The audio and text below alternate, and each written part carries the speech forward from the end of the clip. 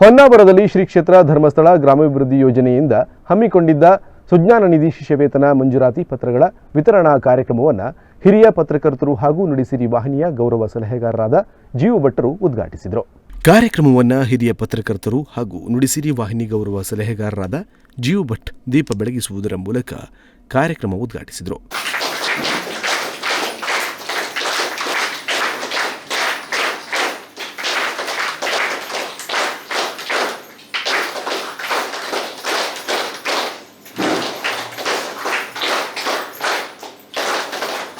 ಬಳಿಕ ಮಾತನಾಡಿದ ಅವರು, ಧರ್ಮಸ್ಥಳ ಕ್ಷೇತ್ರದ ಸಮಾಜದ ಅಭಿವೃದ್ಧಿಯ ಸಾಕಷ್ಟು ಕೆಲಸಗಳನ್ನು ಮಾಡುತ್ತಿದೆ. ಇಡೀ ಕರ್ನಾಟಕದಲ್ಲಿ ಧರ್ಮಸ್ಥಳ ಗ್ರಾಮಾಭಿವೃದ್ಧಿ ಕೆಲಸ ಮಾಡುತ್ತಿದೆ. 150ಕ್ಕಿಂತ ಹೆಚ್ಚಿನ ವಿವಿಧ ಯೋಜನೆಗಳ ಮೂಲಕ ಸಮಾಜಮುಖಿ ಕಾರ್ಯವನ್ನು ಮಾಡುತ್ತಿದೆ. ಜೊತೆಗೆ ಸ್ವಸಹಾಯ ಸಂಘಗಳನ್ನು ಸ್ಥಾಪನೆ ಮಾಡಿದ್ದಾರೆ. ನಾಡಿನ ಎಲ್ಲಾ ಕಷ್ಟಗಳಿಗೆ ಸ್ಪಂದಿಸುವ ಕೆಲಸವನ್ನು ವೀರೇಂದ್ರ ಹೆಗ್ಗಡೆಯವರು ಮಾಡುತ್ತಿದ್ದಾರೆ. ಅನ್ನದಾನ, ಶಿಕ್ಷಣದಾನ, ಅಭಯದಾನ, ಆರೋಗ್ಯದಾನದ ಮೂಲಕ ಜನರಿಗೆ ಸಹಾಯ ಮಾಡುತ್ತಿದ್ದಾರೆ. ಆದರೆ ಧರ್ಮಸ್ಥಳದ ಯೋಜನೆ ಕುರಿತು ತಮಗೆಲ್ಲ ಗೊತ್ತಿರ್ತಕ್ಕಂಥ ವಿಷಯವೇ. ವೀರೇಂದ್ರ ಹೆಗ್ಗಡೆ ಅವರು ಶ್ರೀ ಕ್ಷೇತ್ರ ಧರ್ಮಸ್ಥಳ ಗ್ರಾಮಾಭಿವೃದ್ಧಿ ಯೋಜನೆಯನ್ನು ಆರಂಭಿಸಿದ್ದಾರೆ, ಸಹಾಯ ಮಾಡ್ತಾ ಇದೆ ಅಂತ.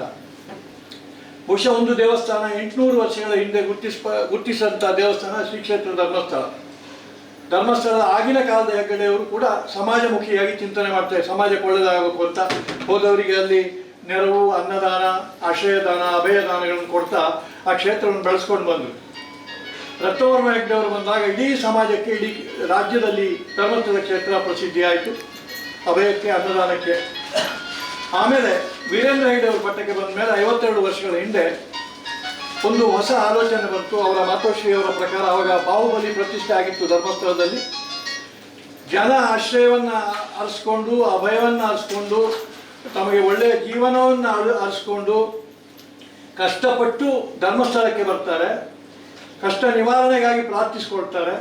ಕಷ್ಟ ನಿವಾರಣೆ ಆದಮೇಲೆ ಮತ್ತೆ ಕಾಣಿಕೆ ಒಪ್ಪಿಸೋದಕ್ಕೆ ಬರ್ತಾರೆ. ಅದಕ್ಕಿಂತ ಮಿಗಿಲಾಗಿ ಎಲ್ಲೆಲ್ಲ ಜನ ಕಷ್ಟದಲ್ಲಿದ್ದಾರೆ ಅಲ್ಲಿಗೆ ಧರ್ಮಸ್ಥಳ ಹೋಗಬೇಕು ಅನ್ನುವಂಥ ಒಂದು ರೀತಿಯಿಂದ ಮಂಜುನಾಥನನ್ನು ಮನೆ ಬಾಗಿಲಿಗೆ ಕಳಿಸಿದ ಹಾಗೆ ಶ್ರೀ ಕ್ಷೇತ್ರ ಧರ್ಮಸ್ಥಳ ಗ್ರಾಮಾಭಿವೃದ್ಧಿ ಯೋಜನೆ ಆರಂಭಿಸುವ ಮುಖಾಂತರ ಪೂಜ್ಯ ಹೆಗ್ಗಡೆಯವರು ಮೊದಲು ಬೆಳ್ತಂಗಡಿ ತಾಲೂಕಿನಲ್ಲಿ, ಅವರ ಧರ್ಮಸ್ಥಳ ಕ್ಷೇತ್ರದಲ್ಲಿ, ಸುತ್ತಮುತ್ತಲು, ಆಮೇಲೆ ದಕ್ಷಿಣ ಕನ್ನಡ ಜಿಲ್ಲೆಯಲ್ಲಿ, ಆಮೇಲೆ ಉತ್ತರ ಕನ್ನಡ ಜಿಲ್ಲೆಯಲ್ಲಿ, ಇವತ್ತು ಇಡೀ ಕರ್ನಾಟಕದಲ್ಲಿ ಬೆಂಗಳೂರನ್ನು ಹೊರತುಪಡಿಸಿ ಇಡೀ ಕರ್ನಾಟಕ ರಾಜ್ಯದಲ್ಲಿ ಧರ್ಮಸ್ಥಳ ಗ್ರಾಮಾಭಿವೃದ್ಧಿ ಯೋಜನೆ ಕೆಲಸ ಮಾಡ್ತಾ ಇದೆ. ಈ ಮೇಡಮ್ನಂತವರು 50,000 ಜನ ಧರ್ಮಸ್ಥಳ ಗ್ರಾಮಾಭಿವೃದ್ಧಿ ಯೋಜನೆಯಲ್ಲಿ ಕೆಲಸ ಮಾಡ್ತಾ ಇದ್ದಾರೆ.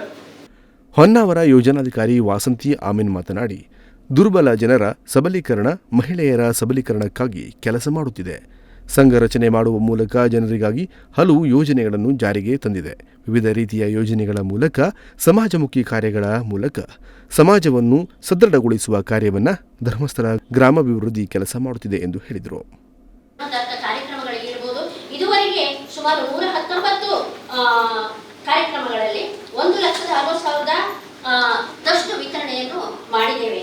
ಜೊತೆಗೆ ಜನಮಂಗಲ ಸಲಕರಣೆಗಳು ನಾವು ಹೇಳಿದಾಗೆ ವಾಟರ್ ಬೆಡ್, ವೀಲ್ ಚೈರ್ 352 ಕುಟುಂಬಗಳಿಗೆ ವಿತರಣೆಯನ್ನು ಮಾಡಿದ್ದೇವೆ. ಈ ಎಲ್ಲ ಕೆಲಸಗಳನ್ನು ನಾವು ಸಮುದಾಯದಲ್ಲಿ ಜನರಿಗೋಸ್ಕರ, ಎಲ್ಲ ಗಣ್ಯ ವ್ಯಕ್ತಿಗಳ ಸಹಕಾರದಿಂದ ಜನರಿಗೋಸ್ಕರ ವಿತರಣೆ ಮಾಡುವಂಥ ಕೆಲಸವನ್ನು ಪೂಜ್ಯರು ಮಾಡ್ತಾ ಇದ್ದಾರೆ. ಹಾಗಾಗಿ ಈ ಕಾರ್ಯಕ್ರಮದ ಪ್ರಯೋಜನವನ್ನು ಎಲ್ಲರೂ ಸಹ ಪಡ್ಕೊಳ್ಬೇಕು. ಪೂಜ್ಯರು ಇವತ್ತು ಸುಜ್ಞಾನ ನಿಧಿ ಶಿಷ್ಯ ವೇತನ ವಿತರಣೆ ಮಾಡಿದ್ದಾರೆ. ಅದರ ಮೂಲಕ ವಿದ್ಯಾರ್ಥಿಗಳು ತಮ್ಮ ವಿದ್ಯಾರ್ಜನೆಗೆ ಸಹಕಾರ ಆಗ್ತಾ ಇದೆ. ಕಳೆದ ಬಾರಿ ಪ್ರಭಾತ ನಗರದಿಂದ ಒಬ್ರು ನಮ್ಮಲ್ಲಿ ಸತ್ಯನಾರಾಯಣ ಪೂಜಾ ಕಾರ್ಯಕ್ರಮ ಆಗುವಂತ ಸಂದರ್ಭದಲ್ಲಿ ಒಂದು ಚೆಕ್ ಅನ್ನು ತಂದುಕೊಟ್ರು. ನಮ್ಮ ಪ್ರಾದೇಶಿಕ ನಿರ್ದೇಶಕರು ನುಗ್ಗೇಗೌಡರು ಸರ್ ಬಂದಿದ್ರು. ಆ ಸಂದರ್ಭದಲ್ಲಿ ಒಂದು ಚೆಕ್ ತಂದುಕೊಟ್ರು. ಏನಂತ ಹೇಳಿದ್ರೆ, ನಾನು ಸುಜ್ಞಾನ ನಿಧಿ ಶಿಷ್ಯ ವೇತನವನ್ನು ಪಡ್ಕೊಂಡು ನಾನು ಓದಿದ್ದೇನೆ, ಜೊತೆಗೆ ನನಗೆ ಇದರಿಂದ ಪ್ರಯೋಜನ ಆಗಿದೆ. ನಾನೀಗ ಇಂಜಿನಿಯರ್ ಆಗಿ ಕೆಲಸಕ್ಕೆ ಜಾಯ್ನ್ ಆಗಿದ್ದೇನೆ. ನನ್ನ ಪ್ರಥಮ ಸಂಬಳವನ್ನು ನಾನು ಕ್ಷೇತ್ರಕ್ಕೆ ಕೊಡ್ತಾ ಇದ್ದೇನೆ ಅಂತ ಒಂದು ಚೆಕ್ ಅನ್ನು.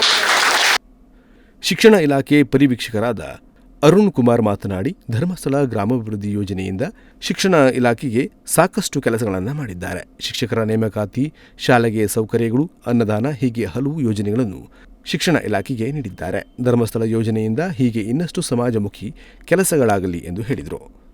ಸಾಮಾಜಿಕ ಕ್ಷೇತ್ರಗಳಲ್ಲಿ ತಮ್ಮ ಹೆಚ್ಚಿನ ಕೊಡುಗೆಗಳನ್ನು ನೀಡ್ತಾ ಇದ್ದಾರೆ. ಅದರಲ್ಲಿ ಅಂತೂ ಶಿಕ್ಷಣ ಕ್ಷೇತ್ರಕ್ಕೆ ಹೆಚ್ಚಿನ ನಿಧಿಯನ್ನು ಅವರು ನೀಡಿದ್ದಾರೆ. ನಮ್ಮ ಶಿಕ್ಷಣ ಇಲಾಖೆಗೆ ಅವರಿಂದ ಹೆಚ್ಚಿನ ಪ್ರಯೋಜನಗಳು ಆಗಿದೆ. ಶಾಲೆಗಳಿಗೆ ಡೆಸ್ಕ್ ಬೆಂಚ್ಗಳು, ಕೊಠಡಿಗಳು ಹಾಗೂ ಜ್ಞಾನದೀಪ ಕಾರ್ಯಕ್ರಮದ ಮೂಲಕ ಶಿಕ್ಷಕರು ನೇಮಕಾತಿ ಮಾಡುವುದು. ಇಲ್ಲದಿದ್ದರೆ ಮಕ್ಕಳ ಶೈಕ್ಷಣಿಕ ಅಭಿವೃದ್ಧಿಗೆ ಶಿಕ್ಷಕರ ಕೊರತೆ ಅತ್ಯಂತ ದೊಡ್ಡ ತಡೆ ಅಂತ ನಾನು ಭಾವಿಸ್ತೇನೆ. ಅದನ್ನು ಕೂಡ ಅವರು ಒದಗಿಸಿದ್ದಾರೆ ನಮ್ಮ ತಾಲೂಕು. ಅದಕ್ಕೆ ನಾನು ಪ್ರಥಮವಾಗಿ ಅವರಿಗೆ ಅಭಿನಂದನೆಗಳನ್ನು ತಿಳಿಸ್ತೇನೆ.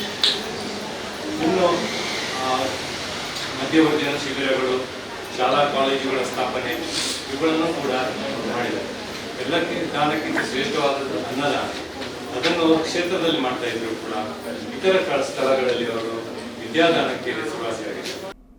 ಕಾರ್ಯಕ್ರಮದ ಅಧ್ಯಕ್ಷರಾಗಿದ್ದ ಜಿಲ್ಲಾ ಜನಜಾಗೃತಿ ವೇದಿಕೆ ಸದಸ್ಯ ಶಿವರಾಜ್ ಮೇಸ್ತ ಮಾತನಾಡಿ, ಆಡು ಮುಟ್ಟದ ಸೊಪ್ಪಿಲ್ಲ, ಧರ್ಮಸ್ಥಳ ಯೋಜನೆ ಮಾಡದ ಕೆಲಸವಿಲ್ಲ. ಧರ್ಮಸ್ಥಳ ಗ್ರಾಮಾಭಿವೃದ್ಧಿ ಯೋಜನೆಯಿಂದ ಸಾಕಷ್ಟು ಯೋಜನೆಗಳ ಮೂಲಕ ಸಮಾಜಕ್ಕೆ ಕೊಡುಗೆ ನೀಡುತ್ತಿದೆ.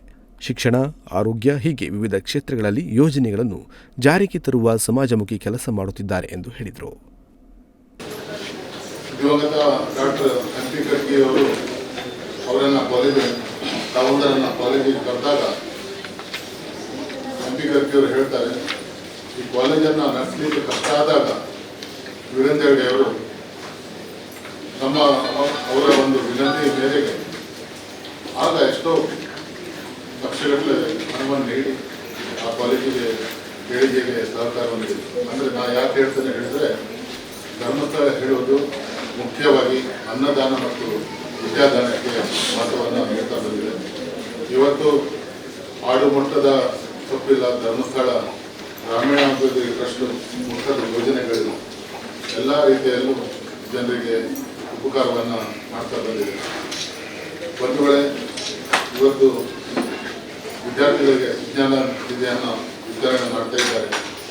ಧರ್ಮಸ್ಥಳದಿಂದ ಬಂದಂಥ ಯಾವುದೇ ಒಂದು ಹಣ ಇರ್ಬೋದು, ಅದು ಆಶೀರ್ವಾದ ರೂಪದಲ್ಲಿ ಬರುವಂಥದ್ದು. ಧರ್ಮಸ್ಥಳ ಹೇಳಿದರೆ ಒಂದು ಅಕ್ಷಯ ಪಾತ್ರ ಇದ್ದ ಹಾಗೆ. ಇವತ್ತು ಶಿಷ್ಯ ವೇತನ ತಮಗೆ ಬಂದಿದೆ, ಅದು ಅಕ್ಷಯ ರೂಪದಲ್ಲಿ ಬೇರೆ ತಮ್ಮ ಮಕ್ಕಳು ತಮ್ಮ ಶಾಲಾ ಕಾಲೇಜು ಅಥವಾ ಇಂಜಿನಿಯರಿಂಗು ಆಗುವವರಿಗೆ ಬೇರೆ ರೀತಿಯಲ್ಲಿ ನಿಮಗೆ ಹಣದ ವ್ಯವಸ್ಥೆ ಆಗಲಿ. ಇದರಿಂದ ಮುಂದಿನ ದಿನ ಈ ವಿದ್ಯಾರ್ಥಿಗಳ ಇವತ್ತು ವಿಜ್ಞಾನ ನಿಧಿಯನ್ನು ಪಡೆದುಕೊಂಡಂಥ ಎಲ್ಲ ಮಕ್ಕಳಿಗೆ ಕೆಲಸ ಸಿಗುವಂತೆ ಆಗಲಿ ಅಂತ ಹಾರೈಸುತ್ತಾ, ಇವತ್ತು ನನಗೆ ಈ ಒಂದು ಒಳ್ಳೆಯ ಕಾರ್ಯಕ್ರಮಕ್ಕೆ ಅವಕಾಶವನ್ನು ನೀಡಿದ್ದಕ್ಕೆ ನಮ್ಮೆಲ್ಲರಿಗೂ ಮತ್ತೊಮ್ಮೆ ಮಗದೊಮ್ಮೆ ವಂದಿಸಿ ಇದೇ ವೇಳೆ 141 ವಿದ್ಯಾರ್ಥಿಗಳಿಗೆ ಸುಜ್ಞಾನ ನಿಧಿ ಶಿಷ್ಯವೇತನದ ಅಭಿಯಾನದ ಪತ್ರವನ್ನು ವಿತರಿಸಲಾಯಿತು. ಈ ವೇಳೆ ಕಾರ್ಯಕ್ರಮದಲ್ಲಿ ಹೊನ್ನಾವರ ಧರ್ಮಸ್ಥಳ ಗ್ರಾಮಾಭಿವೃದ್ಧಿ ಯೋಜನಾಧಿಕಾರಿ ವಾಸಂತಿ ಆಮೀನ್, ಜಿಲ್ಲಾ ಜನಜಾಗೃತಿ ವೇದಿಕೆ ಅಧ್ಯಕ್ಷ ಶಿವರಾಜ್ ಮೇಸ್ತ, ಹೊನ್ನಾವರ ತಾಲೂಕಿನ ಶಿಕ್ಷಣ ಇಲಾಖೆ ಪರಿವೀಕ್ಷಕರಾದ ಅರುಣಕುಮಾರ್ ಹಾಗೂ ಧರ್ಮಸ್ಥಳ ಗ್ರಾಮಾಭಿವೃದ್ಧಿ ಯೋಜನೆಯ ಸದಸ್ಯರು ಹಾಗೂ ಸಿಬ್ಬಂದಿಗಳು ಉಪಸ್ಥಿತರಿದ್ದರು. ರಾಮಕೃಷ್ಣ ಜೊತೆಗೆ ವೀರೇಶ್, ನುಡಿಸಿರಿ ನ್ಯೂಸ್, ಹೊನ್ನಾವರ.